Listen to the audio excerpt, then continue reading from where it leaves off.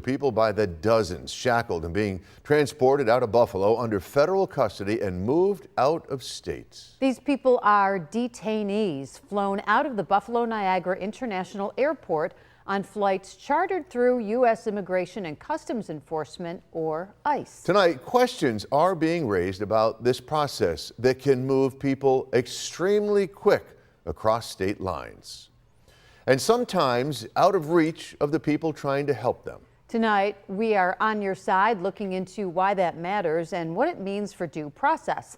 Channel 2's Nate Benson has the answers in this Two on Your Side original investigation. A nondescript plane sits at Signature Aviation at the Buffalo Niagara International Airport. If you drive by, you'd have no idea who's going to fly on it or where it's going. You can't buy a ticket, and you won't find a flight number on the departure board. But this flight, and flights similar to it, have been arriving and departing from the Buffalo Airport consistently, sometimes multiple times a week, for the last year. These are flights chartered by ICE, transporting detainees out of state, sometimes without their families or legal counsel knowing where they're going. I think the American public doesn't realize how much this is happening. Here's the publicly available data we've been able to pull together. Since January 2025, there have been 226 suspected ICE charter flights in and out of Buffalo as of March 21st. Why do we say suspected?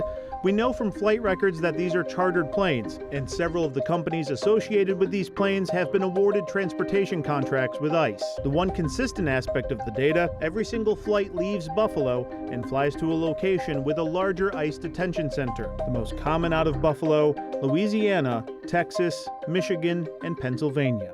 Flights peaked in September 2025, with 59 coming in and out of Buffalo that month alone. Congress dramatically expanded funding for these operations last year with the One Big Beautiful Bill, providing nearly $30 billion for ICE enforcement, including transportation and removal operations. As far as detained representation, it's exploded. We've had nonstop calls, day and night.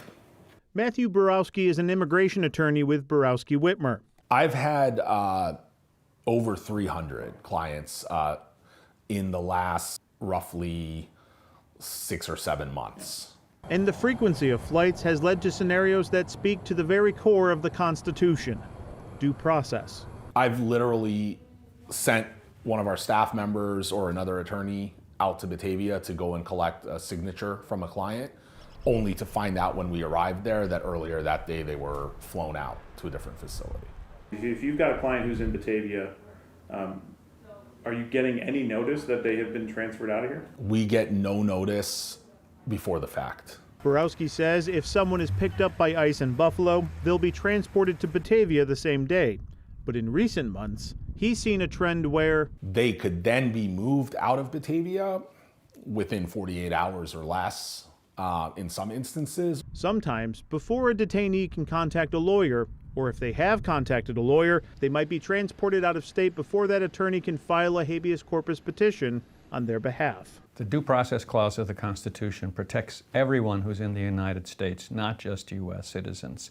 So before you can deport someone, you have to make sure that you follow the due process of law by giving them the opportunity for a hearing. Stephen Yale Lair is a retired law professor from Cornell, where he spent more than 40 years teaching and practicing immigration law. He also ran the asylum clinic at Cornell and wrote a 22-volume immigration law treatise, which has been cited in more than 450 federal court decisions across the country, including the Supreme Court. The only way they can try to get out from immigration detention is through this habeas corpus action filed in federal court.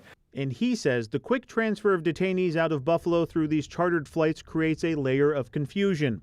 If lawyers don't know their clients are being flown out or where they're going, they can't file the appropriate petitions in federal court. Everyone has a due process right, and if you send someone to a detention center for what essentially is a civil violation without giving them the right to a hearing, that violates the Constitution. We have had situations where by the time we've been hired to file a petition for somebody, they've already been moved to a different district, and we can't get jurisdiction here if they're already in a different state. There could be a few reasons why detainees are being moved so quickly. According to data published by ICE in February, their population snapshot was 745 detainees. The facility is only rated for 650 at a given time, so bed space could be an issue. Another reason, legal experts we spoke to note that detention facilities out of state fall under different federal circuits, one where court rulings have been more favorable to federal immigration enforcement. Other data published by ICE themselves paints a picture of who's actually being detained in Western New York. As of February,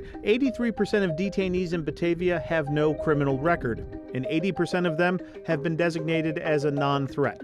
Professor Yale Lair notes that immigration enforcement is a civil matter, not a criminal one, meaning those detained have not necessarily committed any crime. And just as you or I would not be sent to jail for a speeding violation, so too they should not be detained for many months on end or deported quickly. And the speed at which detainees have been transported out of Buffalo, it's taking a huge toll. We have children without mothers.